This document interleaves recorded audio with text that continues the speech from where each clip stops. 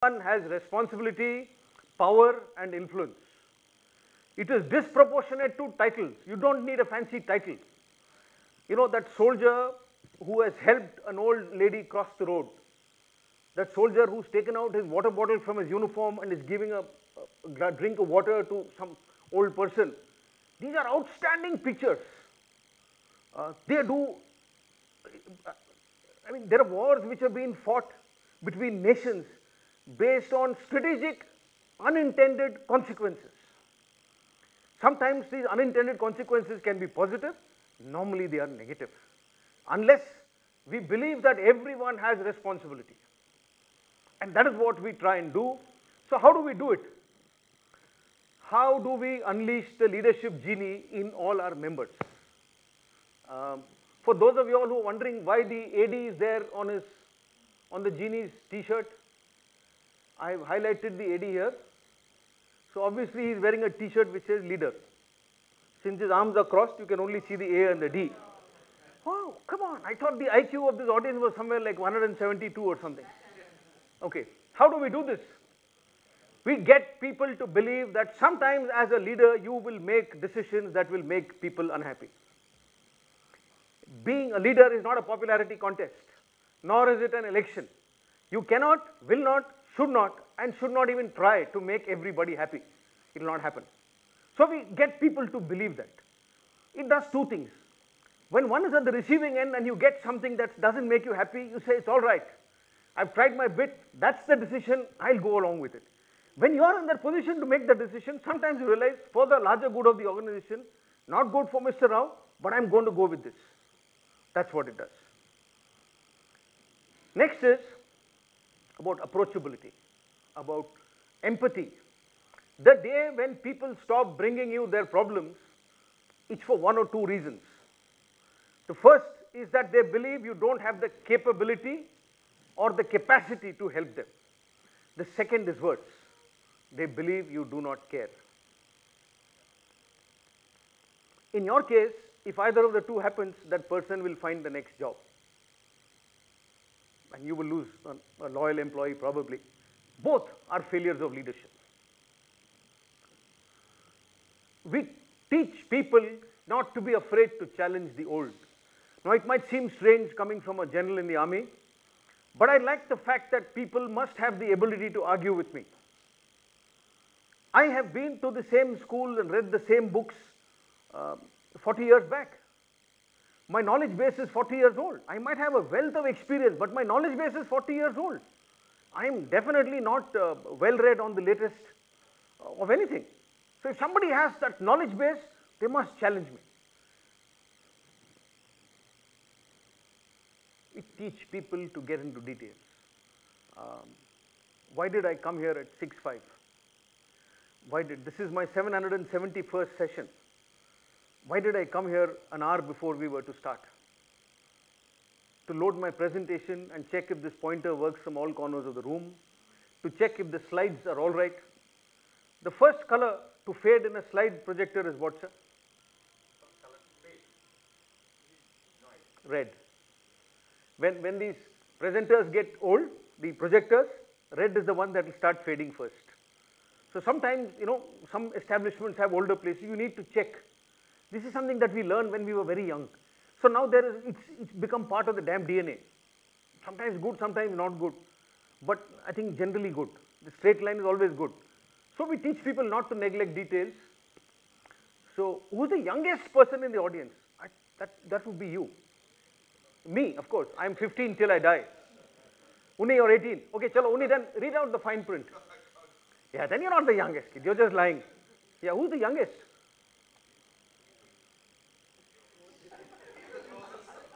Who?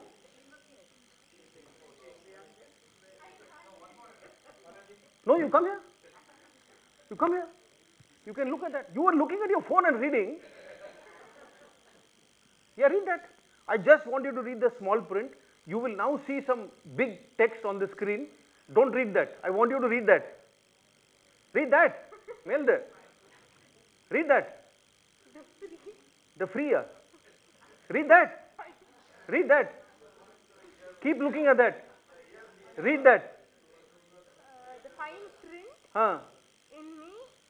Huh?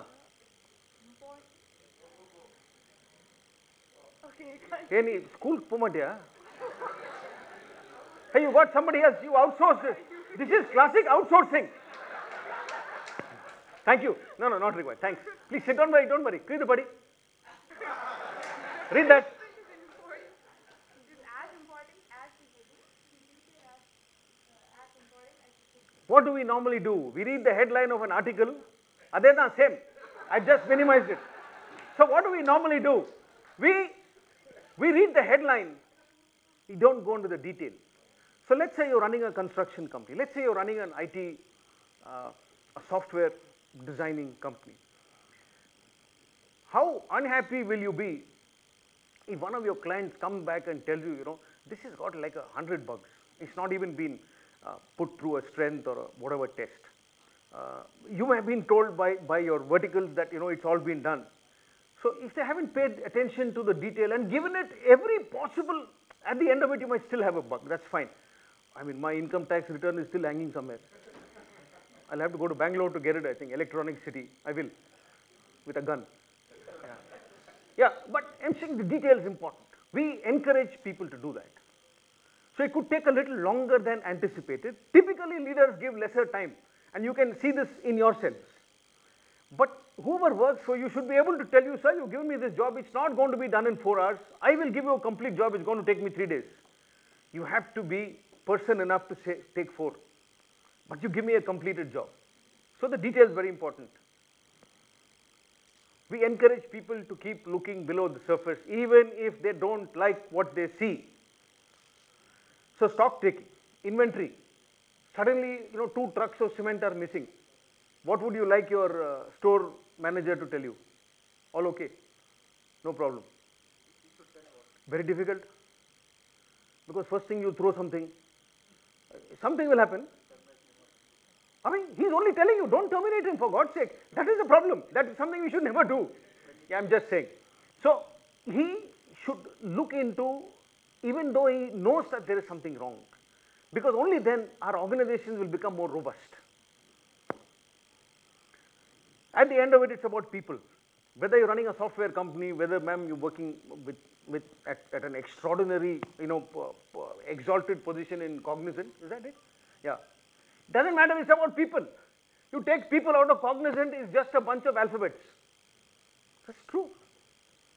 I told Coke this and they were very unhappy with me. I told them, you take people out of Coke, who's going to sell your Coke? It's a drink which has to be sold. I need that front-end seller to come and give that crate to that poor lady who can only consume 1 crate per week. But she contributes to your global sales. It's about people. Whatever we do is about people. That's what we tell our own people. So we don't, whether it's the Rotary, whether it's the army, please don't come into Rotary and become like this, everybody in a blue suit and a black tie. We got to be ourselves. That's the magic of being a leader. We need to be ourselves.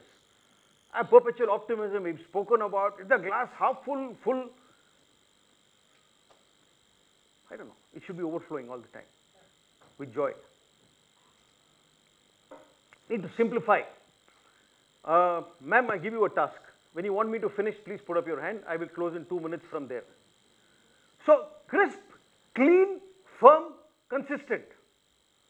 When you waver, leadership becomes shaky.